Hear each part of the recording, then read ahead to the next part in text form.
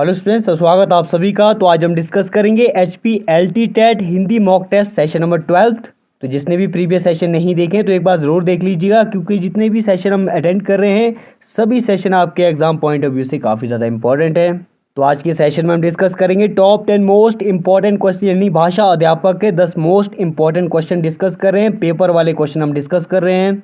तो dear students, HPLT TET के whole syllabus की पूरी सीरीज जो हम फ्री ऑफ कॉस्ट प्रोवाइड कर रहे हैं, और आप सभी का फर्ज बनता है कि भलाई की सप्लाई जारी रखिएगा, यानी आपको वीडियो शेयर करना है और हमारे टारगेट फोकस परिवार को और बड़ा करना है। और जो भी हमारे चैनल पर नए हैं तो चैनल को सब्सक्राइब कीजिए और बेल आइकन को प्रेस कीजिएगा, ताकि हमारी वीडियोस की नोटिफिकेशन आप सभी तक सबसे पहले पहुंच सके। तो कंटिन्यू कर लेते हैं आज के सेशन को।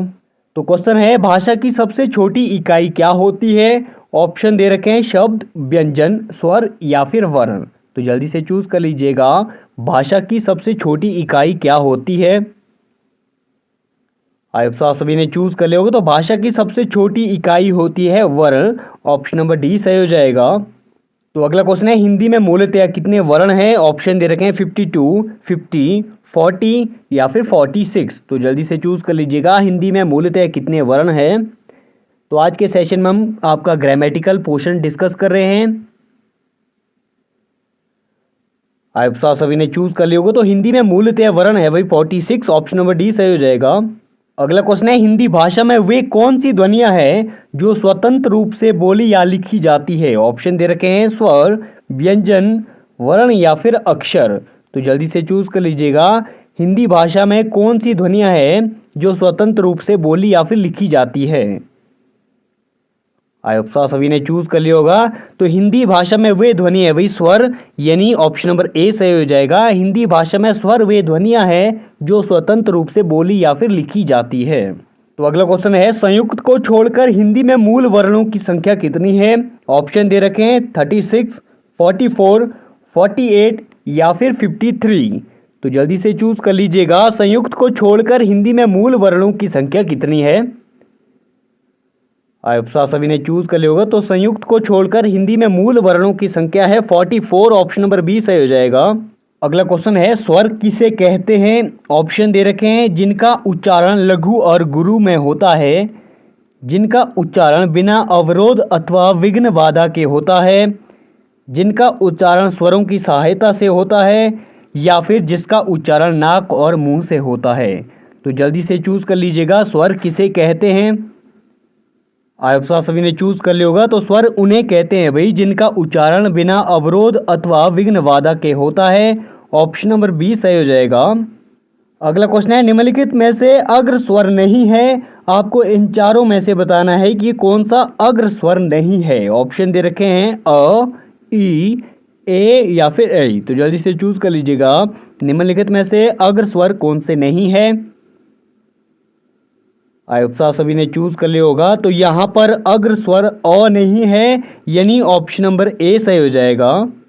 अगला क्वेश्चन है, हिंदी में स्वरों के कितने प्रकार है? ऑप्शन दे रखे हैं 1, 2, 3 या फिर 4। तो जल्दी से चूज कर लीजिएगा, हिंदी में स्वरों के कितने प्रकार है। आप सभी ने चूज कर लिया होगा। तो हिंदी में स्वरों के है भाई 3 प्रकार, ह्रस्व स्वर, दीर्घ स्वर और प्लुत स्वर। ऑप्शन नंबर सी सही हो जाएगा। तो अगला क्वेश्चन है, हिंदी वर्णमाला में अंग और है क्या है? ऑप्शन दे रखे हैं स्वर, व्यंजन, अयोगवाह या फिर संयुक्ताक्षर। तो जल्दी से चूज कर लीजिएगा, हिंदी वर्णमाला में अंग और है क्या है। आप सभी ने चूज कर लिया होगा। तो हिंदी वर्णमाला में अंग और है भाई अयोगवाह। ऑप्शन नंबर सी सही हो जाएगा।